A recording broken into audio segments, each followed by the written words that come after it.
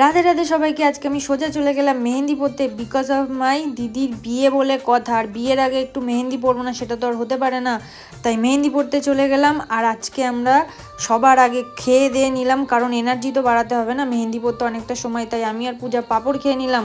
তারপরে এখানে পিয়া আমাকে শুরু করে দিল মেহেন্দি পরা। আর এখানে মেহেন্দি পরতে পরতে অনেকটাই সময় চলে যায়। আর দেখছি লোকের এনার্জি ডাউন হয়ে যাচ্ছে, তাই এনার্জি ডাউন হওয়ার আগেই আমি সোজা বক্স চালিয়ে দিলাম, একটু ডিজে গান করছিলাম, কাশ্মীর টু গানে একটু নাচানাচি করছিলাম। এখানে দেখছি তাও এক একজনের এনার্জি ডাউন হয়ে যাচ্ছে। তারপর আমি একটা ফানি মিউজিক চালালাম, তার জন্য এখানে নাচানাচি করছিলাম। তোমরাও বলো যে তোমরা এরকম কি মেহেন্দি পড়তে পড়তে টায়ার্ড হয়ে যাও, তার জন্য আমরা একটু মিউজিক চালিয়ে নিয়েছিলাম। যাই হোক, এটা হচ্ছে আমার দিদি যার বিয়ে, এটা হচ্ছে কনে। আর ওর টোটালি কমপ্লিট, মোটামুটি কমপ্লিট হয়ে যায় ওর মেহেন্দি পড়া। তারপর মনার দেখছি 2 হাত ভরা, তার কারণে আমি ওকে জল খাইয়ে দিচ্ছিলাম।